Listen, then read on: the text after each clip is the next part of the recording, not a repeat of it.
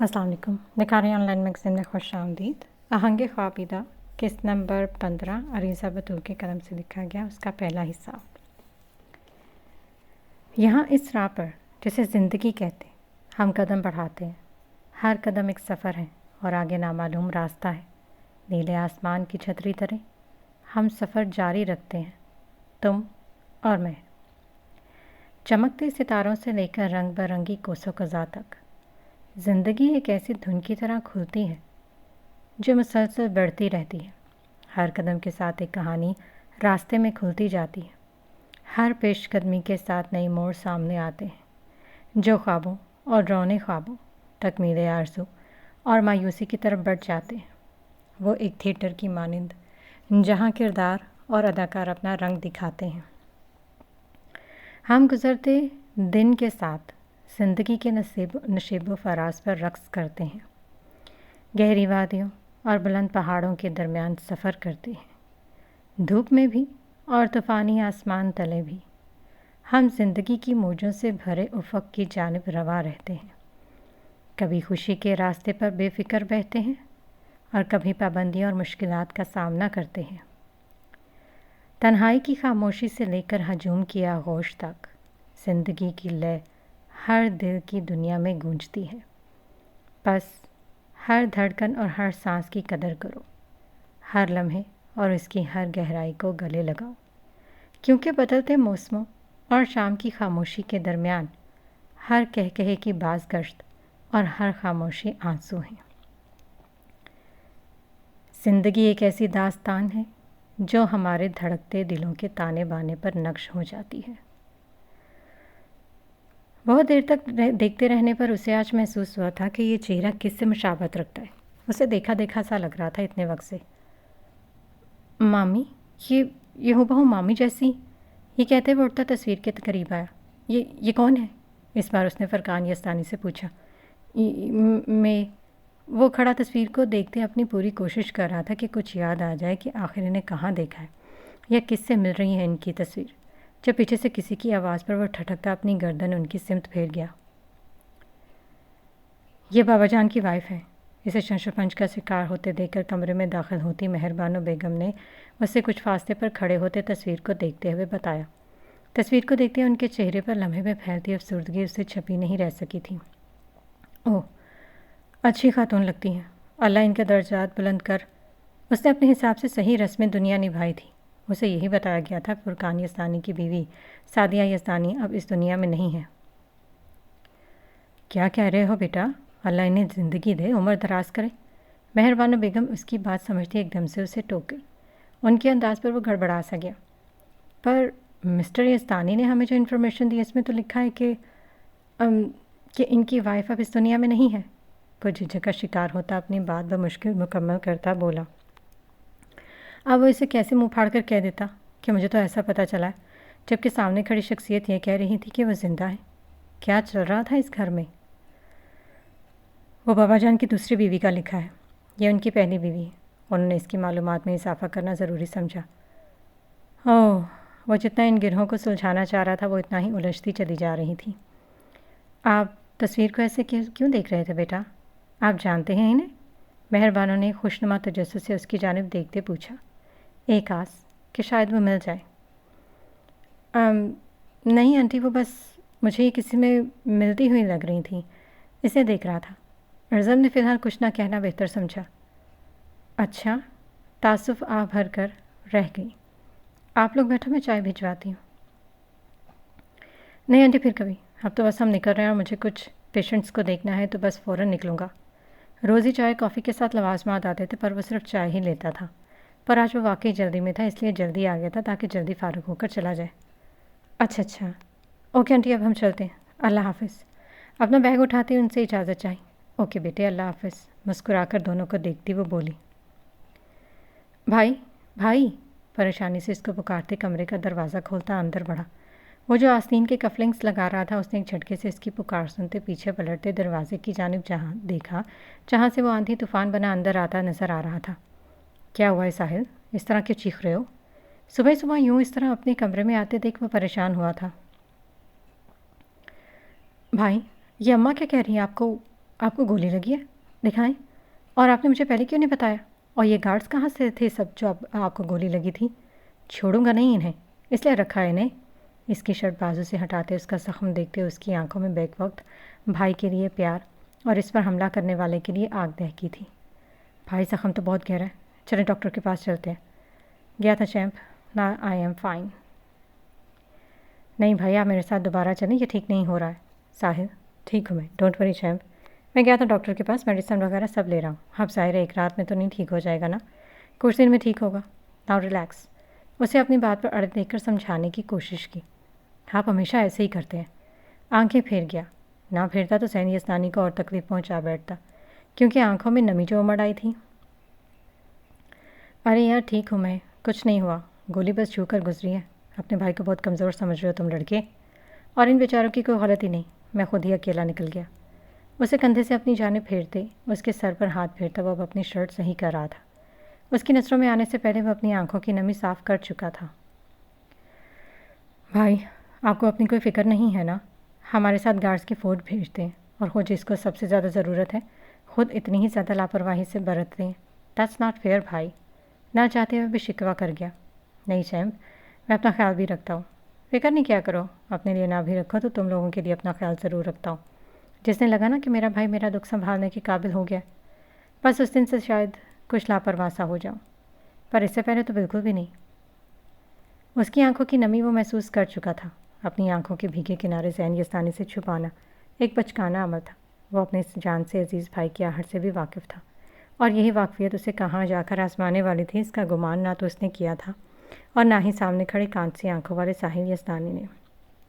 لوگ صحیح کہتے تھے، یزدانی خاندان کے مردوں کے نصیب سیاہ تھے اور یہ سیاہی ان کے بڑوں کی پھیلائی ہوئی تھی۔ بھائی، آپ مجھے تکلیف پہنچا رہے ہیں، بہت زیادہ۔ اپنے سر کی اس کالے بال ماتھے سے ہٹاتے شکوہ کے نظروں سے اسے دیکھتے ہوئے بولا، چیمپ، ہم حقیقت سے منہ نہیں پھیر سکتے، میں صرف تمہیں مضبوط دیکھنا چاہتا ہوں، حد سے زیادہ مضبوط، اتنا کہ اپنے بھائی کا غم بھی برداشت کر سکو، کیونکہ یہ رشتوں کے درد ہی تو ہوتے ہیں جو جان پر بن جاتے ہیں۔ جانے کیوں ذہن یزدانی کی چھٹی حص ہر گزرتے دن کے ساتھ اسے یہ احساس دلا رہی تھی کہ اسے اپنے اس بھائی کو کچھ دکھ برداشت کرنے کے لیے مضبوط بنا دینا چاہیے۔ ذہن یزدانی جانتا تھا اس کی حقیقت، اسے اپنے بھائی کی قابلیت اور بہادری دونوں کا ادراک تھا، لیکن وہ یہ بھی جانتا تھا کہ اس بہادر لڑکے کی ساری بہادری ذہن یزدانی پر آ کر ختم ہو جاتی ہے۔ ذہن یزدانی کے دکھ کو جھیلنے کی قابلیت نہیں رکھتا وہ، اور ذہن یزدانی کو اسے اس قابل کرنا تھا۔ بھائی، آپ کی یہ باتیں کسی دن میرا دل بند کر دیں گی، روتے رہیے گا پھر۔ ایک سیکنڈ کے لیے وہ سانس نہیں لے سکا۔ ایسا نہیں ہوگا ساحل، ایسا کبھی نہیں ہوگا۔ اسے گلے سے لگاتے وہ اپنے آنسوں کو ضبط کرتے ہوئے بولا تھا۔ اس کو تو کہہ دیا تھا، پر اس کا خود کا دل دہل گیا تھا ساحل کے اس جملے پر۔ چیمپ، باپ جب بیٹوں کے جنازے اٹھاتے ہیں نا تو دیکھنے والوں کے بھی دل پھٹ جاتے ہیں، تو سوچو اس باپ کے دل کا کیا حال ہوگا۔ رسم تو یہی ہے کہ بیٹا باپ کا جنازہ اٹھائے۔ چیمپ، آئندہ ایسا نہیں کہنا۔ اسے گلے سے لگایا اپنی باہیں اس کے گرد بھیج گیا تھا۔ بھائی، یہ آپ کی باتیں بہت عجیب ہیں، پلیز چپ ہو جائیں، چلے نیچے، اماں انتظار کر رہی ہیں۔ اس کے دھڑکنوں کے ارتجاج پیدا ہوا تھا۔ ہوا میں چھائی مایوسی میں لپٹے ماحول کو نارمل کرنے کے لیے وہ اس کے کندھے پر اپنی آنکھیں رگڑتا آنسو صاف کرتے پیچھے ہوتے ہوئے بولا، اپنے سامنے کھڑے اپنے بھائی کو تکلیف میں دیکھنا اس کے لیے ناقابل برداشت امر تھا، سو بات کو وہیں پر ہی ختم کر گیا، جس سے اس کے بھائی کی آواز میں ذرا سی لرزش پیدا ہوئی تھی۔ وہ ذکر ہی کیوں نہ کرے۔ Okay class, any question? Lecture ختم کر کے اس نے اسٹوڈنٹ کی جانب جانچتی نظروں سے دیکھا۔ نو میم، سب نے سر ہلاتے منع کیا۔ اس نے ایک نظر ابان پر ڈالی جو خاموش بیٹھا تھا۔ آج اس نے نہ کوئی سوال کیا نہ کوئی ڈسٹربنس کی تھی۔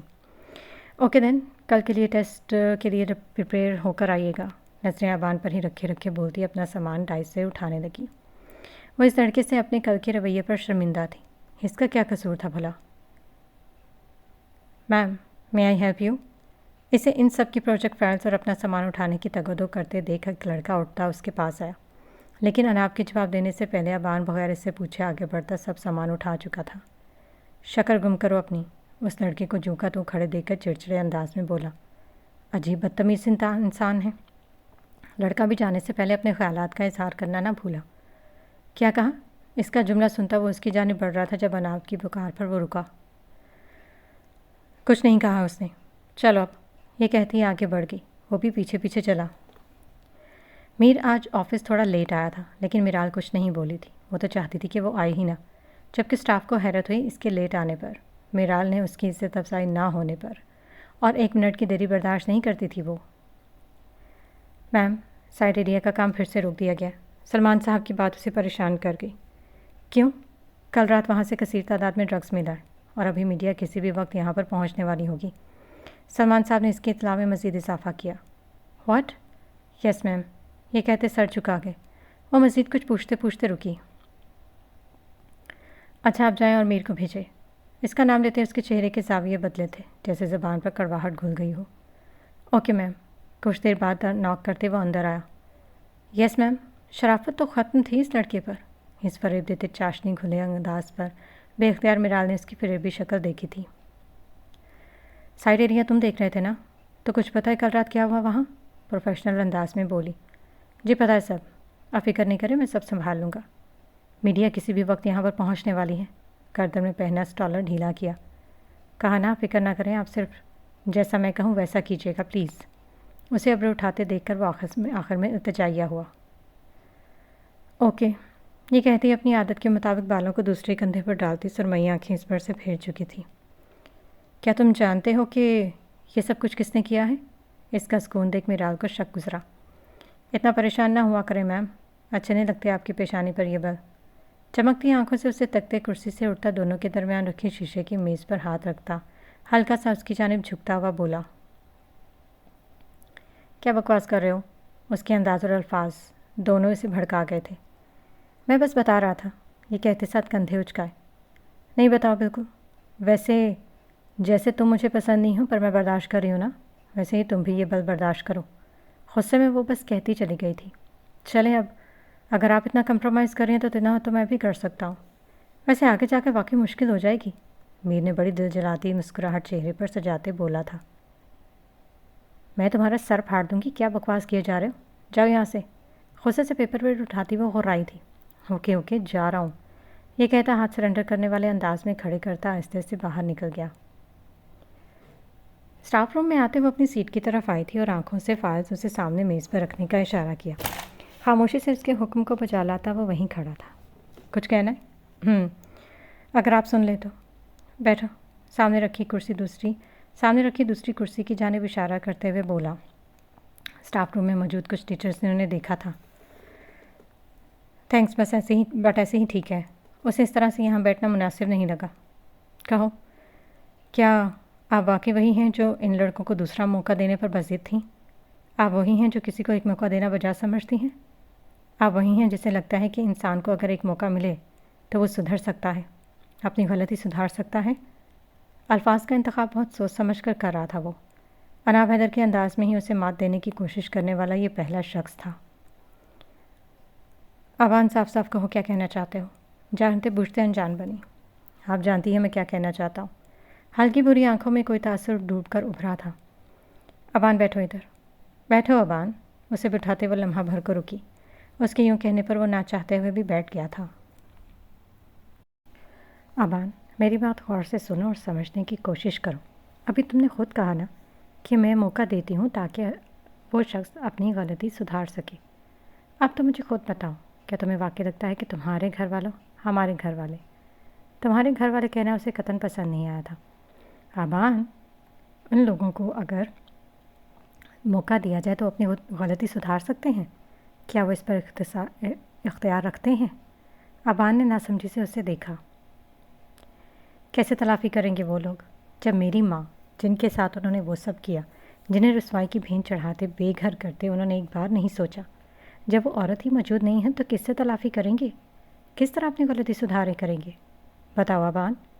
منو مٹی تلے سوئے اپنی ماں کے آنسو بھول جاؤں، جن گھر والوں کو وہ دن رات یاد کر کے روتی رہیں. آج انہیں قبول کر لوں، سب بھول جاؤں. میری ماں کو ان کے ناکردہ جرم کی سزا دیتے انہوں نے سوچا تھا؟ انہیں ترس آیا تھا؟ میری ماں کو موقع دیا تھا اپنی صفائی میں بولنے کا؟ نہیں ابان، میری ماں کو وہ ایک موقع نہیں دیا گیا تھا.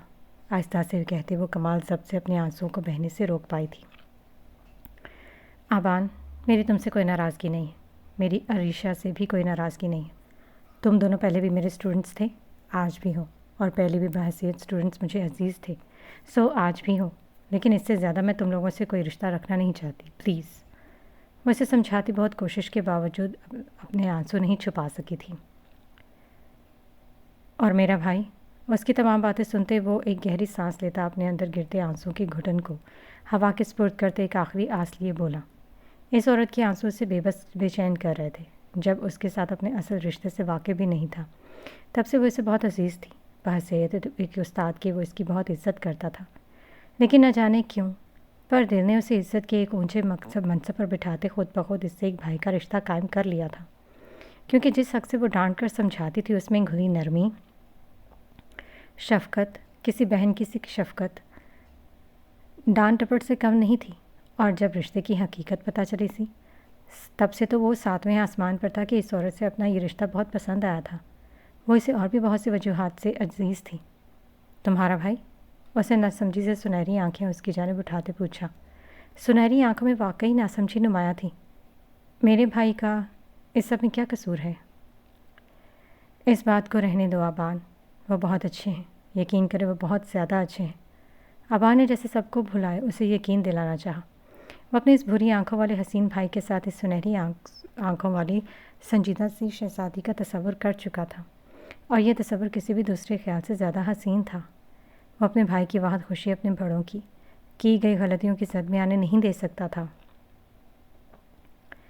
تمہارے اس اچھے بھائی کا عکس تمہاری پیاری سی بہن کی آنکھوں میں بہت نمایاں ہے آبان عالم، تمہیں اس پر غور کرنا چاہیے۔ گہری سانس ہوا کے سپرد کرتی وہ دھیمے مگر معنی خیز لہجے میں بولی تھی۔ اس کی نظریں آبان کے چہرے پر جمی تھیں۔ وہ اپنے کیے انکشاف پر اس کے تاثرات جانچنا چاہتی تھی۔ جانتا ہوں، لیکن میرے اس اچھے بھائی کی آنکھوں میں نے اپنی سنہری آنکھوں والی بہن کا عکس دیکھا ہے، اور یقین مانیے وہ عکس اس قدر تسلط زدہ ہے کہ اگر میرا بھائی خود بھی اس عکس کے تسلط سے خود کو آزاد کروانا چاہے تو نہیں کروا سکتا۔ عام سے انداز میں ذرا سا مسکراتے آبان نے اس کی بہت گہری بات کو پل میں زائل کرتے اسے کئی گنا گہری دلیل پیش کی تھی۔ وہ بھی کوئی راز عیاں کر رہا تھا۔ آبان عالم، کبھی کبھی ہم بہت کچھ عکس کر لیتے ہیں، لیکن یقین جانو مفروضوں پر زندگی نہیں چلتی، وہ آہستہ سے بولی تھی، مگر اس بار اس کے لہجے میں نرمی کم اور تنبیہ زیادہ تھی۔ باتیں عکس کرنا حماقت کے سوا کچھ نہیں۔ عناب نے پلکیں جھپکتے اسے آخری جملہ کہتے ہوئے نظریں چرا لیں، جیسے وہ خود بھی کسی خیال سے فرار چاہ رہی تھی۔ پر اس بگڑے شہزادے نے ایک اور کوشش کرنا ضروری سمجھا۔ رہنے دو آبان، کچھ باتیں ادھوری رہ جائیں، ان کے لیے یہی بہتر ہے۔ چاہو تمہاری کلاس کا وقت ہو رہا ہے۔ فائلز کھولتے وہ پوری طرح سے چیکنگ میں مصروف ہو چکی تھی، جیسے اس سے زیادہ وہ کچھ کہنا سننا نہیں چاہتی تھی۔ اپنے خیالوں میں گم وہ کینوس پر تیزی سے اپنے ہاتھ چلا رہی تھی، جیسے اپنے دل و دماغ میں ابھرتے اضطرار کو پرسکون کر سکے۔ وہ ایک چہرہ اس کی نظروں میں سے چاہ کر بھی نہیں جا رہا تھا، فریبی چہرہ۔ کیوں جھوٹ بولا اس نے؟ آخر کیوں؟ نارنجی بھورا رنگ کینوس پر بکھیرتے سیاہ رنگ بکھیرا تھا۔ میں اسے کبھی معاف نہیں کروں گی۔ کتنے دن وہ میری ناک کے نیچے رہ کر میری آنکھوں میں دھول جھونکتا رہا؟ ہنستا ہوگا میری بے وقوفی پر۔ سوچتے سوچتے اس کے ہاتھ تیزی سے کینوس پر ایک نقش تشکیل دے رہے تھے۔ مختلف رنگوں سے سجی پلیٹ قریب رکھے اونچے سٹول پر رکھتی وہ کھڑی ہوئی تھی۔ کچھ رنگ اس کے گال پر لگا تھا اور کچھ ہاتھوں پر، لیکن اس کی توجہ صرف کینوس پر چلتے اپنے ہاتھوں سے تشکیل پاتی تصویر پر تھی۔ اسی لیے وہ اس دن میرے ساتھ میر انٹرپرائزز نہیں گیا۔ وہ سب ایک ڈرامہ تھا۔ میرال، you are such a dumb. وہ تمہارے ساتھ چالیں چلتا رہا اور تم اس کی ہر چال پر چلتی رہیں۔ سوچتے سوچتے اسے لگا تھا کہ اس کے دماغ کی شریانیں پھٹ جائیں گی۔ نفرت ہی سے، جھوٹ سے بے انتہا نفرت۔ غازی میر، کیوں آئے تم میری زندگی میں؟ یہ کہتے وہ زار و قطار روتی اب اپنے آپ سے پر مزید بند نہیں باندھ پائی تھی۔ غصے سے پاس رکھی چیزوں کو ہاتھ سے مارتے تہس نہس کرتی نیچے بیٹھتی چلی گئی۔ جوڑے میں بند بال کھل کر بازوں پر بکھر چکے تھے۔ برش، رنگ پاس رکھی اور کئی چیزیں جا بجا بکھری اس کے اندر کے بکھراؤ کی منظر کشی کر رہی تھیں۔ سامنے کینوس پر تشکیل پائی تصویر کو دیکھتے اس کے چہرے پر ایک رنگ آیا تھا۔ کینوس پر ایک چہرہ، نرم سے آنکھیں، ماتھے پر بکھرے بال، چہرے پر چھائی معصومیت جو خود اس کے ہاتھوں نے بنائی تھی۔ پتجھڑ کا موسم، زمین پر بکھرے پتے، خالی ٹہنیوں سے بھری درخت، ان سب کے بیچ ایک سیاہ آنکھوں والا فریبی شخص۔ کافی فاصلے پر دور سے اس شخص کو تکتی 2 سرمئی آنکھیں۔ اس نے حقیقت میں اپنے اندر کی عکاسی کی تھی۔ تم نے اچھا نہیں کیا غازی میر، بالکل اچھا نہیں کیا۔ بے دردی سے سرمئی آنکھوں سے روا شفاف سیال سرخ گالوں سے رگڑتے صاف کرتی جا رہی تھی، اور سرمئی آنکھیں تھیں کہ اپنی ہٹ دھرمی پر بار بار گرم سیال سے اس کے گال بھگوئے چلی جا رہی تھی۔ غازی میر، یہ پہلی بار ہے کہ جھوٹ پر مجھے غصہ نہیں تکلیف محسوس ہو رہی۔ میں نہیں جانتی کہ ایسا کیوں ہے، لیکن مجھے بہت زیادہ تکلیف ہو رہی۔ کاش تم جھوٹے نہ ہوتے، تمہیں جھوٹا نہیں ہونا چاہیے تھا۔ تمہاری آنکھیں تو بہت سچی معلوم ہوتی تھیں۔ تم نے میرے ساتھ اچھا نہیں کیا۔ میں نے تمہارے بارے میں کبھی یہ قیاس نہیں کیا تھا۔ آنسو خشک ہو چکے تھے، یا اس کا اپنا آپ اندر سے سرد پڑتا جا رہا تھا۔ وہ ساکن سی کینوس پر بنی ان آنکھوں کو دیکھتی جا رہی تھی۔ اسے خبر نہیں تھی کہ اس شخص کی آنکھیں بھی اس کے جھوٹ کا حصہ تھیں۔ رات کی سیاہی چاروں سمت پھیلتی جا رہی تھی، اور نیند اس کی آنکھوں سے کوسوں دور کہیں پہرا بسائے خاموش کھڑی اس کا مذاق اڑاتی محسوس ہوئی۔ جب کوئی کوشش کے باوجود بھی نہ نیند آئی تو وہ کچھ دیر چہل قدمی کی غرض سے اٹھتا باہر آیا۔ لاؤنج میں لگی گھڑی پر نظر پڑی جو 12 کا ہندسہ دکھا رہی تھی۔ ارادہ باہر بنے سبززار کی سمت جانے کا تھا، مگر کچن کی روشن ہوئی لائٹ نے اس کے قدم اپنی جانب کھینچے۔ سوئی نہیں ابھی تک؟ اپنے پیچھے بھاری مردانی آواز سنتے وہ لمحے بھر کو ٹھٹکی تھی، مگر پلٹی نہیں، جانتی تھی کہ کون ہے۔ اسے اپنی طرف متوجہ نہ ہوتے دیکھ وہ کچن کاؤنٹر سے گھوم کر آگے اس کے قریب بالکل برابر میں جا کر کھڑا ہوا۔ نظریں ہلکی روشنی میں دمکتے اس کے گندمی رنگت چہرے پر اٹھی تھیں اور پلٹنا بھول گئی تھی۔ چہرے کے ارد گرد لہراتی شہد رنگ بالوں کی لٹیں جیسے چاند کی چمکتی کرنیں محسوس ہوئی تھیں۔ اپنے اس قدر نزدیک سے آتی اس شخص کی کلون کی مہک ماحول میں رچتی اس بلا کی پر اعتماد لڑکی کے بھی اوسان خطا کر رہی تھی۔ وہ بہت غور سے پاس کھڑی اس پر اعتماد عورت کے گندمی مائل چہرے پر سایہ فگن ہوتی پلکوں کی جنبش دیکھتا مسکرا دیا۔ ایک کپ چائے بنا دو اگر بنا سکو، یہ کہتا پلٹ گیا۔ عام سا انداز تھا، نہ کوئی حکم نہ کوئی گزارش، بس کہتا چلا گیا۔ اس کے جاتے اس نے ایک گہری سانس ہوا کے سپرد کرتے اپنے آپ کو کچھ لمحے پہلے چھائے ساحرانہ حصار سے آزاد کروانا چاہا۔ کس قدر ہمت آ گئی اس آدمی میں۔ چائے بنا دوں، زہر نہ دے دوں، یہ کہتی اپنے لیے پاستا بناتی باؤل میں نکالتے پین سنک میں ڈالنے کے لیے پلٹی تو سامنے موجود اس شخص کو دیکھ بے اختیار اپنے آخری جملے پر اپنے ہونٹ بھینچے۔ لیکن ظاہر کچھ نہیں کیا۔ ظاہر تو بھی اس نے بھی کچھ نہیں کیا تھا، لیکن وہ سن چکا تھا اس کا آخری جملہ، اور وہ یہ بات بھی جانتی تھی۔ بغیر کچھ کہے فریج سے پانی کی بوتل نکالتا باہر نکل گیا۔ میں کیوں بناؤں اس کے لیے چائے؟ نہیں بناؤں گی۔ اپنا باؤل اٹھاتے جانا چاہا، لیکن پھر باؤل کاؤنٹر پر پٹخنے والے انداز میں رکھتی چائے کے لیے پانی ڈالتے پتیلی چولہے پر رکھی۔ تھوڑی دیر بعد ٹرے میں بھاپ اڑاتا چائے کا ایک کپ، 2 سینڈوچز اور اپنا پاستا لیتی وہ اس کی تلاش میں باہر آئی، جہاں وہ سبز ٹھنڈی گھاس پر چہل قدمی کرتا کسی سوچ میں کھویا ہوا نظر آیا تھا۔ الائچی کی خوشبو فضا میں گھلتی سرد رات کو دلکش بنا رہی تھی۔ خاموشی سے چلتی وہ لکڑی کے سٹائل میں گھاس پر نصب کی ہوئی کرسیوں اور میز کی طرف آئی اور ٹرے نیچے رکھ کر اس کی طرف دیکھا۔ کالی شلوار قمیض اور اس پر مردانہ شال اوڑھے وہ لمبا چوڑا شخص اپنی تمام تر وجاہت کے ساتھ کسی کو بھی اپنی جانب توجہ مبذول کروا سکتا تھا۔ اس کی بھوری آنکھیں باتیں کرتی معلوم ہوتی تھیں، لیکن آج اس عورت کو ان میں خاموشی کا راج دکھا تھا۔ پیشانی پر بکھرے بالوں کو اپنے دونوں ہاتھوں سے پیچھے کرتا وہ اسے کافی تھکا تھکا سا لگا تھا۔ مجھے کیا؟ میں نے تھوڑی نہ کہا ہے کہ دن رات کام کرتا رہے، میری بلا سے، یہ کہتی اپنے باؤل میں رکھے کانٹے کو ارادتاً جنبش دی کہ کسی طرح اس کو متوجہ کرنا چاہا تھا۔ تمہاری موجودگی میں آنکھیں بند کر کے بھی محسوس کر سکتا ہوں میرا شمس، اس کی خود کو متوجہ کرانے کی کوشش کی طرف اشارہ کرتے وہ بولا۔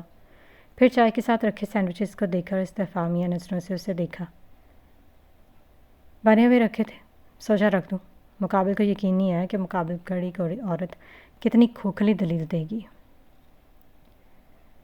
فریش سینڈوچز اور رکھے ہوئے کا فرق تو کوئی بچہ بھی بخوبی لگا سکتا ہے۔ وہ کہہ رہی تھی کہ یہ رکھے ہوئے تھے، سو دے دیے۔ مقابل کھڑا شخص مسکرا دیا۔ کیا ضرورت تھی مجھے بھی رہتا بھوکا، اسے اپنے آپ پر جی بھر کے غصہ آیا کہ آخر کس خیال کے تحت اس نے یہ امر سر انجام دیا تھا۔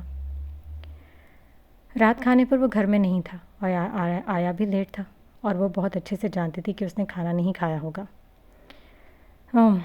تھینکس پر انہیں لے جاؤ، میں بس چائے پیوں گا، اینڈ تھینکس فار دس۔ چائے کا کپ اٹھاتے چائے کے لیے شکریہ کہتا سینڈوچز کے لیے ہلکے پھلکے لہجے میں انکار کر گیا۔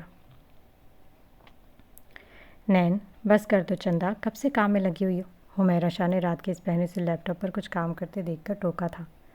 ماما بس تھوڑا سا رہ گیا، بس پھر میں جاتی ہوں روم میں، آپ سو جائیں۔ ٹھیک ہے، لیکن جلدی سو جانا۔ اس کے ماتھے پر پیار کرتی خود اپنے کمرے کی جانب مڑ گئیں۔ نین بچے، میرا ایک کام کر دو گی؟ ان کے جاتے ہی مریم شاہ ان کے پاس آئی تھی۔ جی آنی کہیں؟ نظریں لیپ ٹاپ سے اٹھاتے ان کی جانب دیکھا۔ بیٹے، اگر آپ کے اٹھنے ہونے تک ارزم آ جائے تو اسے کھانا دے دینا۔ اوکے آنی، آپ سو جائیں، میں دے دوں گی۔ سر اس بات میں ہلاتے انہیں پرسکون کیا۔ تھینک یو بچے۔ کیا ہو گیا آنی؟ سر دربائیں ہلاتے آنکھیں اٹھائیں، جیسے اسے ان کا شکریہ کہنا پسند نہیں آیا تھا۔ کیا مسئلہ ہے آپ کے ساتھ؟ عزت راز نہیں ہے، پئیں خالی پیٹ یہ زہر، مجھے کیا؟ غصے سے کہتے پلٹے نہیں تھے، بلکہ غور سے اسے دیکھتی ہلکا سا جھکتی، سینڈوچ اٹھانے کے لیے پر اٹھائے تھے کہ شاید وہ منع کر دے۔ اس کی حرکتوں کو وہ بہت باریک بینی سے جائزہ لے رہا تھا۔ اچھا ہے نا، تمہارا کام آسان ہو جائے گا۔ ویسے بھی تمہارے نادر خیالات میں مجھے زہر دینا بھی شامل تھا۔ اس کے قریب آتے چائے کا بھاپ اڑاتا کپ لبوں سے لگاتے ایک گھونٹ بھرا۔ تھوڑی دیر پہلے سنے اس کے جملے پر ایک لطیف سا طنز کیا گیا۔ اس کے ہاتھ کے ذائقے میں ذرا فرق نہیں آیا تھا۔ زبان پر چائے کی مٹھاس نے اس کی رگوں پہ میں سرشاری سی بھر دی تھی۔ اس عورت کی یاد تھا کہ آج بھی وہ چائے میں کتنی شکر لیتا ہے۔ میں نے ایسا کچھ نہیں کہا تھا۔ شرمندگی نے اسے اپنا سایہ پھیلایا تھا، پر وہ ظاہر ہونے دے، یہ ممکن نہیں تھا۔ کھانا ہے یا لے جاؤ؟ اسے خاموشی سے اپنے آپ کو تکتے پا کر وہ اپنی جگہ خجل سی ہوئی تھی، بیزاری سے بولی، جیسے اس سے زیادہ یہاں پر کھڑا رہنا محال ثابت ہو رہا تھا اسے۔ وہ تو منع کر چکا تھا، لیکن اس نے اٹھانے کے بجائے اسے گھورتے ہوئے دوبارہ کہا تھا۔ مطلب یہی تھا کہ اٹھاؤ اور کھاؤ۔ کھا رہا ہوں، اس عورت کی انا سلامت رہے۔ اس سے زیادہ اقسم میر کو اور کیا چاہیے تھا؟ جھک کر اس کے ہاتھ میں پکڑے باؤل سے فورک اٹھاتے پاستا کھایا۔ نائس، اچھا بنا ہے، یہ کہتا دوبارہ جھکا، لیکن اس پر پاستا لینے میں وہ کامیاب نہیں ٹھہرا تھا۔ یہ میرا ہے، آپ کے لیے یہ سینڈوچز بنائے ہیں۔ خفگی سے اسے دیکھتی پیچھے ہوئی۔ کیا میں یہ پاستا نہیں کھا سکتا؟ نرم سا سوال کرتی بھوری آنکھوں کا انداز محراب شمس کو اپنے قدم واپس بڑھانے پر مجبور کر گیا تھا۔ کیا تھا اس شخص کی آنکھوں میں کہ وہ خاموشی سے اپنا باؤل آگے کر گئی؟ وہ منع نہیں کر پائی تھی۔ محراب شمس نے اقسم کو منع نہیں کیا تھا۔ کھا لیں، یہ کہتے ساتھ اس کی طرف بڑھا دیا، اور اس کے ہاتھ سے باؤل تھامنے کی بجائے وہ ایسے ہی کھڑے کھڑے اس کے ہاتھ میں رکھے باؤل سے فورک سے پاستا لیتا کھانے لگا۔ محراب شمس نے اس کی اس حرکت پر آنکھیں سکیڑ کر اسے گھورا تھا، لیکن اس کے اگلے قدم پر اس کی شہد رنگ آنکھیں حیرت اور غصے کے ملے جلے تاثرات لیے اس شخص کی ڈھٹائی پر پوری کی پوری پھیل گئی تھی۔ ایک نوالا منہ میں رکھتے اس نے دوبارہ فورک میں پاستا لیتے اس کے ہونٹوں سے لگایا تھا۔ جانتا تھا اتنے آرام سے نہیں لے گی، اسی لیے لبوں سے لگا لیا۔ اپنے ہونٹوں کے قریب اس کا بڑا ہوا ہاتھ دیکھتے اس نے اسے گھورا تھا، جو ٹکٹکی باندھے اسے ہی دیکھ رہا تھا۔ اس کے دیکھنے پر آنکھوں سے اشارہ کیا۔ وہ بمشکل اتنا ہی کہہ پائی کہ اس نے پاستے سے بھرا فورک اس کے منہ میں ڈالا۔ مٹھیاں بھیجتے اس نے اپنے غصے پر ضبط کرنا چاہا۔ شہد رنگ آنکھیں پل میں آتش فشاں ثابت ہوئی تھیں، مگر مقابل کھڑے شخص مرد پر رتی برابر بھی اثر نہیں ہوا تھا۔ وہ ہنوز ویسے ہی کھڑا پاستا کھانے میں مصروف تھا۔ تھوڑا سا کھا کر باؤل ٹیبل پر رکھتے اپنی جگہ اپنی چائے اٹھائی۔ پیو گی؟ اسے دیکھتے پوچھا۔ محراب کو یوں اس کا اپنی جھوٹی چائے پوچھنا مزید آگ لگا گیا۔ یہ ظاہر کیا کرنا چاہ رہا ہے کہ ان دونوں کے بیچ سب ٹھیک ہے، سب نارمل ہے۔ کیا کر رہی ہو لڑاکا لڑکی؟ اس کے بالوں میں لگا کلپ نکالتے اسے چڑھاتا ہوا آگے آ کر قریب رکھے صوفے پر بیٹھا۔ ہاتھ میں لیا کوٹ برابر میں رکھتے تھوڑا سا سیدھا ہوتا آرام دہ انداز میں بیٹھتا اسے دیکھنے لگا۔ کچھ نہیں، کل جنت میں ایگزیبیشن ہے نا، اسی کی تیاری کر رہی ہوں۔ گیسٹ کی لسٹ اور مزید انتظامات کی ذمہ داری اس کی تھی، سو وہی سر انجام دے رہی تھی۔ اور یہ تم نے لڑاکا کسے کہا؟ اس کی بات کا جواب دیتے وہ اس کے دیے گئے نام پر آنکھیں چھوٹی کرتے چڑھتے ہوئے بولی۔ ہاں صحیح کہہ رہی ہوں، صرف لڑاکا نہیں بلکہ شکایتی طوطی، جو ذرا ذرا سی باتوں پر پنکھ پھیلاتی اس معصوم آنکھوں سے میرے بھائی کو بہلا پھسلا کر شکایتیں لگا کر مجھے ڈانٹ کھلواتی ہے۔ آنکھیں چھوٹی کیے اسے چڑھاتے ہوئے بولتا، آگے ہو کر اس کی ناک دباتا واپس اپنی آرام دہ پوزیشن پر بیٹھا۔ ابھی میں بہت بزی ہوں ورنہ بتاتی، لیکن اتنا تو یقین ہے مجھے کہ تم میرے ہاتھوں سے پٹو گے ضرور کسی دن۔ پاس رکھا کشن اٹھا کر اسے مارتے ہوئے وہ بولی، شرم کرو، بڑا ہوں تم سے، بدتمیزی کرتے ذرا جو شرم آ جائے۔ یہ کہتے ساتھ ہی کشن اس پر پلٹایا۔ ارزم دبا دبا سا چیختی اسے گھور کر رہ گئی۔ اب شکایتی طوطی بن کر پہنچ جاؤ گی میرے بھائی کے پاس۔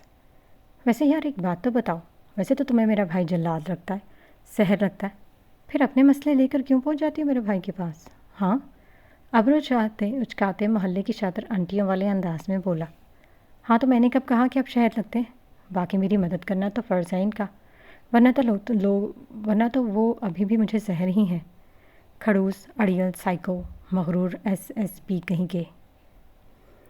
یہ کہتے آنکھیں گھماتے ہیں اس نے اس کی طرف دیکھتے دوبارہ سے کشن اٹھایا تھا مارنے کے لیے، لیکن ارزم کے اشارے پر اپنے پیچھے پلٹتے دیکھتے اس کا سر چکرایا، جس کے بارے میں وہ اتنی دیر سے اتنے پیارے لفظوں میں گلفشانیاں کر رہی تھی، وہ جانے کب سے پیچھے کھڑا سب سن رہا تھا۔ پولیس کی وردی پہنے، سیاہ بالوں کو جیل سے سیٹ کیے، گندمی رنگت پر سیاہ خواب خرگوش کی آنکھیں جو بلا شبہ کسی کو بھی تسخیر کرنے کی اہلیت رکھتی تھی، وجاہت ختم تھی سعید خاندان کے ان مردوں پر۔ ارزم، اس نے نظریں چراتے ہوئے بمشکل ارزم کو پکار اٹھی۔ سعید سانجل فرج شاہ نے بڑی غور طلب نظروں سے اسے دیکھا تھا، جس کے چہرے پر خوف اور شرمندگی کے ملے جلے تاثرات ایک ساتھ اپنی جھلک دکھاتے پل میں غائب ہوئے تھے۔ ارزم نہیں، ارزم بھیگی بلی، اس کی حالت سے لطف اٹھاتا مزے سے اس کے چڑھانے کو بولتے شنزل کو دیکھتا آنکھ ونک کیا۔ شنزل کے چہرے پر ہلکی سی مسکراہٹ آئی تھی جسے وہ ظاہر ہونے سے روک گیا، لیکن سامنے کھڑا اس کا بھائی بخوبی اپنے بھائی کی ہر حرکت سے واقف تھا۔ ارزم، یہ دیکھ رہے ہیں آپ کس طرح بدتمیزی کر رہا ہے یہ مجھ سے، اتنی دیر سے تنگ کر رہا ہے، اسی کی وجہ سے میں نے اس غصے میں وہ سب کچھ۔ ارزم کو کھا جانے والی نظروں سے دیکھتے اس نے ذرا سے اپنے قریب کھڑے اس شاندار مرد کو دیکھا تھا، جس کے بارے میں تھوڑی دیر پہلے اتنے حسین لفظ ادا کر رہی تھی، ابھی اسی معصومیت کے سارے ریکارڈ توڑتی اپنے سارے شکوے شکایتیں کر رہی تھی۔ ارزم، تنگ نہیں کیا کرو، وہ جو سب سن چکا تھا لمحے میں فراموش کرتا اس سامنے کھڑی لڑکی کی شکایت پر ارزم کو گھورتا اس کے کہے پر لب بیک کہہ اٹھا تھا۔ یہ مغرور سالم ایس پی جس کے نام سے مجرموں کی روح کانپتی تھی، وہ اس لڑکی پر آ کر سب کچھ فراموش کر جاتا تھا۔ اس لڑکی کے آگے کچھ معنی نہیں رکھتا تھا، پھر اس کے الفاظ یہ کیا معنی رکھتے تھے؟ بھائی، یہ طوطا چشم لڑکی ہے، اس کے لیے بھائی کو ڈانٹیں گے؟ اکلوتا بھائی ہوں آپ کا، محبت سے چور انداز میں کہتے اس کے گلے میں باہر ڈالتا مقابل کھڑی لڑکی کو چڑھانے کے لیے آنکھیں گھمائی۔ تو میری بھی کزن ہے، وہ فوراً سے شانزل سے دور کرتی ضدی لہجے میں بولی تھی، جبکہ شانزل بڑی غور سے اس کے حق جتاتے انداز کو دیکھتے محظوظ ہوا۔ ہاں، جنہیں تم کھڑو، اس کے الفاظ دہراتا کہ وہ اس سے پہلے کشن اٹھا کر پوری قوت سے اسے دے مار چکی تھی، لیکن اب وہ واقعی گرنے کو ہوئی تھی۔ بے ساختہ اس کا ہاتھ اپنے منہ پر جاتا ورتا حیرت سے کھلے منہ کو ڈھک گیا۔ ارزم نے بھی منہ پر ہاتھ رکھتے اپنی ہنسی روکنے کی کوشش کی، کیونکہ اس کے نیچے ہونے پر کشن اسے نہیں شنزل کو لگا تھا۔ ارزم نے اپنے بھائی کے کندھے پر سر ٹکاتے افسوس سے اسے دیکھا۔ پتہ نہیں افسوس بھائی سے کر رہا تھا یا مقابل کھڑی لڑکی سے۔ سوری، میں اسے، وہ 2 قدم پیچھے لے جاتی شرمندگی میں گھرتی ہوئی بولی۔ خونخوار بلی، کبھی میرے معصوم بھائی کو بخش دیا کرو۔ اپنی پولیس کیپ اس کے سر پر ٹکاتے دائیں بائیں سر ہلاتے مدھم سا مسکرا کر کہتا وہاں سے نکلتا چلا گیا، جبکہ پیچھے نین آنکھیں پھاڑے اسے دیکھے گئی۔ ارزم، یہ تمہارا بھائی واقعی مسکرایا تھا؟ ہے نا؟ تذبذب سب کا شکار ہوتی وہ اسے اپنے شک کی یقین دہانی کروانی چاہ رہی تھی۔ بہت خوبصورت مسکراتا ہے میرا بھائی، منہ بند کرو لڑکی، نظر لگانے کا ارادہ ہے کیا؟ یہ کہتا اس کا حیرت سے کھلا منہ بند کرتا خود بھی آگے بڑھا۔ نظر لگاؤں گی، انہیں وہ بھی میں، خوش فہمیاں۔ یہ کہتے کیپ صحیح سے پہنتے شان نے اچکائے۔ اس کا مرد کے بارے میں کہتے اس کی کیپ کو بڑی شان سے پہنتے گردن نکڑائی گئی تھی۔ ارے کھانا تو کھا لو، کھا کر آیا ہوں، جاؤ سو جاؤ لڑکی، پیچھے پلٹتے کہتے آگے بڑھ گیا۔ وہ کندھے اچکاتی اپنا سامان سمیٹنے لگی۔ عزت تو آپ کو بالکل بھی راس نہیں ہے، یہ بات میں جانتی تھی، لیکن اس قدر ڈھیٹ واقع ہوں گے یہ بھی میں نے یہ نہیں سوچا تھا۔ آئندہ اگر میرے ساتھ اس طرح کی بدتمیزی کی نا تو آتش نگاہ اس پر ڈالتی سحر خند لہجے میں بولتی کم پھنکاری زیادہ تھی۔ تو کچھ قدم اس کی جانب بڑھاتا قریب آیا، چیلنج کرتا انداز، جیسے آج سارے معاملے حل کرنے کا فیصلہ کیے بیٹھا ہوں۔ اپنی حد میں رہیں۔ جبڑے بھینچتے انگلی اٹھا کر تنبیہ کی تھی۔ آنکھوں میں واضح انتباہ جھلملا رہا تھا۔ کیا ہے میری حدیں؟ آج بتا دو۔ وہ ایک قدم اس کی جانب بڑھا۔ لہجہ نرم تھا مگر نگاہوں میں عجیب سی ضد اتر آئی تھی۔ آج کچھ باب تو سلجھ جانے چاہیے تھے۔ میں آپ سے بات نہیں کرنا چاہتی۔ پلکیں جھپکتے وہ لمحے میں رخ پھیر گئی تھی، جیسے اس شخص سے نظریں ملانا بھی اپنے حوصلے پست کرنے کے مترادف تھا۔ کیوں؟ ڈر لگتا ہے؟ ہونٹوں کے کنارے ہلکے سے اٹھے تھے۔ وہ اس کی کیفیت سے لطف اٹھاتا، وہ سر دائیں بائیں ہلاتا چیلنجنگ انداز میں کہتا اس کے قریب ہوا۔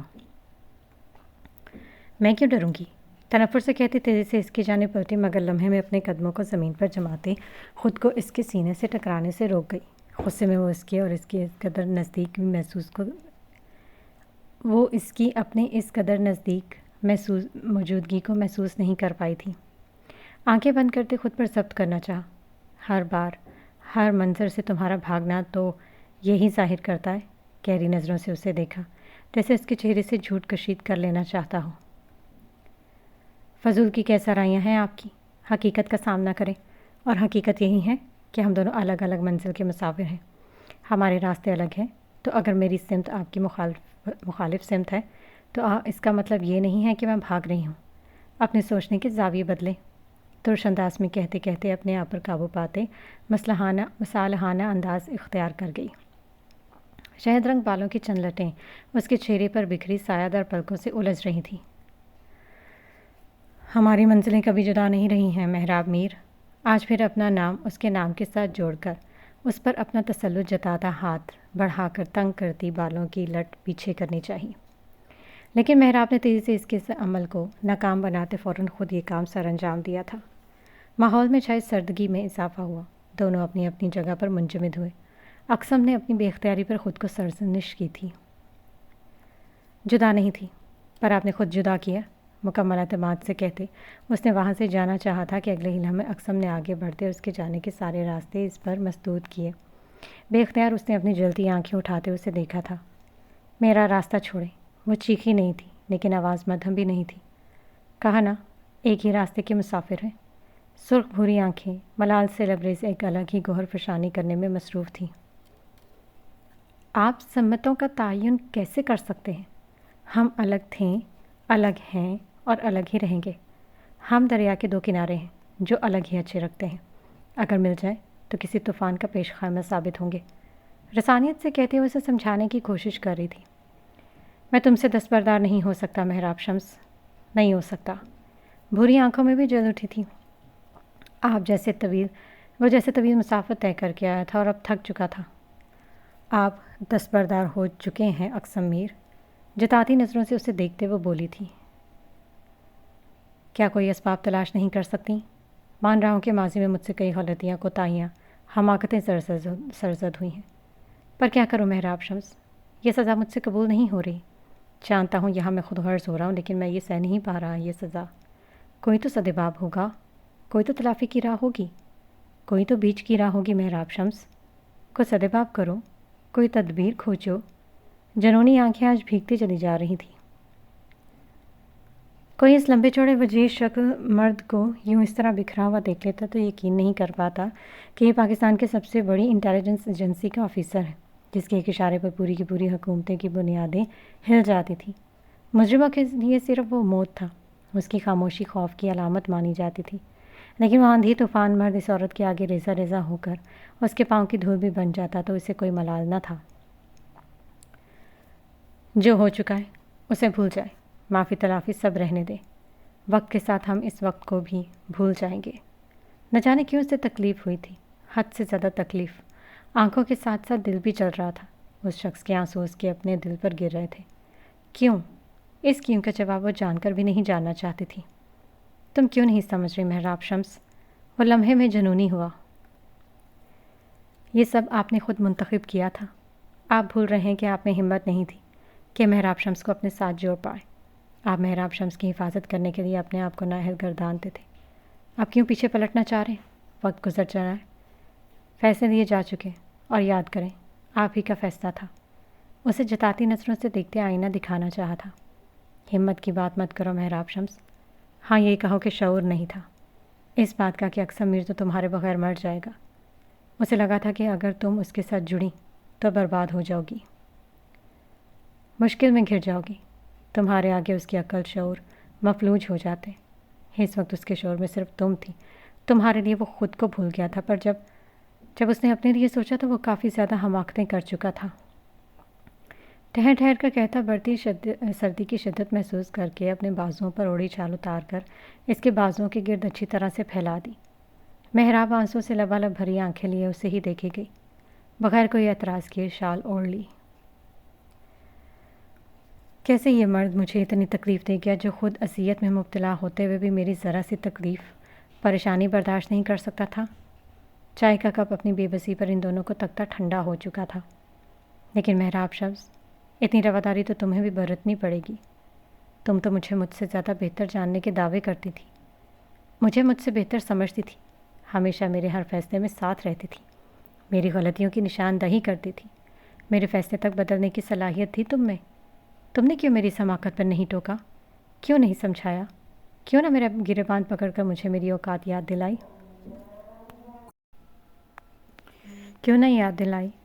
کیوں نہ کہا کہ اقسم میر، تمہارا وجود ہے ہی کیا محراب شمس کے بغیر؟ محبت میں اس قدر انا بیچ میں کیسے آ گئے محراب شمس؟ ٹوٹ پھوٹ کا شکار ہوا وہ مرد اب تھکن سے چور ریزہ ریزہ ثابت ہوتا جیسے سب ختم ہوتا جا رہا تھا۔ اس کی برداشت جواب دے چکی تھی۔ وہ مزید اس عورت سے نہیں لڑ سکتا تھا، نہ ہی اس کے بغیر جی سکتا تھا۔ یہ سب باتیں اب بیکار ہیں اقسم میر۔ محبت نفع و نقصان کی بھینٹ چڑھ چکی ہے۔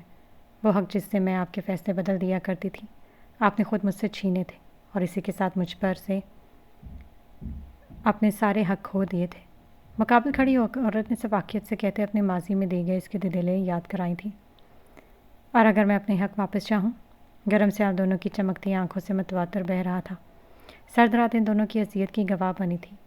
چاند کی روشنی میں چمکتی اس کی ناک میں پہنی فیروزے کی نوز پن کرب میں بھی اقسم میر کو مسکرانے پر مجبور کر گئی۔ آج بھی اس کی دی گئی لونگ پہنے وہ اس پر بہت کچھ ثابت کر گئی تھی، لیکن وہ جانتا تھا یہ عورت عزت نفس پر سمجھوتا کرنے والوں میں سے نہیں ہے۔ مر جائے گی یا مار دے گی، لیکن عزت پر آئی معاف نہیں کرے گی۔ لیکن وہ کیا کرتا کہ شرمندگی کے باوجود وہ ڈھیٹ بنا کھڑا تھا۔ کیوں ایک ہی سوال بار بار کرتے ہیں؟ سوجی ہوئی آنکھیں مزید رگڑتے ہوئے بولی، جانتا ہوں کہیں حماقتیں کر چکا ہوں، پر کیا کروں؟ تب بھی چاہتا ہوں کہ تم میرا مقبوضہ قلعہ بن جاؤ، جہاں صرف میرا گزر ہو، جو صرف میرا ہو، میرے لیے ہو، میرے ساتھ رہو ہمیشہ۔ پھر چاہے مجھے سخت سے سخت باتیں سناؤ، میرے ساتھ ناروا سلوک رکھو، مجھے تانے دو، پر میرے ساتھ رہو، میرے ساتھ سانس لو۔ میری زندگی تمہارے بنا ادھوری ہے محراب شمس۔ اور تم نے کبھی اپنی آنکھوں پر غور کیا؟ یہ وہ نہیں کہتی جو تمہاری زبان کہتی ہے۔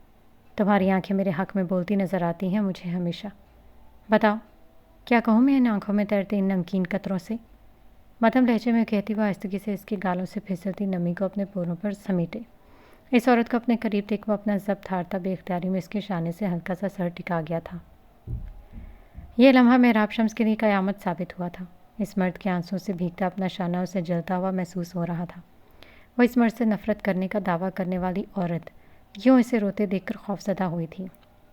اس مرد کے آنسوں کی تپش سے ڈر کر وہ سرد سے 2 قدم پیچھے ہوئی۔ اقسم بے ساختہ مسکرا دیا۔ اس عورت پر اپنا یہ اثر اسے سرشار کر رہا تھا۔ گہری نظروں سے اپنی شال کے حصار میں لپٹی اس عورت کو دیکھا جو اس کی خوشبو میں سمٹی اسے اپنے بہت قریب محسوس ہوئی تھی۔ تم مجھ سے نفرت نہیں کر سکتی محراب شمس، یہ کھوکھلی باتیں تم صرف اپنی زبان سے کر سکتی ہو۔ تمہارا دل، تمہاری آنکھیں تم سے باغی ہو رہی ہیں، انہیں سنبھالو محراب شمس۔ وہ واقعی بہت ڈھیٹ ثابت ہو رہا تھا۔ اپنی غلطیوں پر نادم ہونے کے باوجود وہ بڑے دھڑلے سے اس کے دل کے تہہ خانوں کو اس کے سامنے کھول کر رکھ رہا تھا، جیسے اسے یقین تھا کہ دنیا کی کوئی طاقت اس عورت کی آنکھوں میں پنپتے جذبات کو جھٹلا نہیں سکتی، خود وہ بھی نہیں۔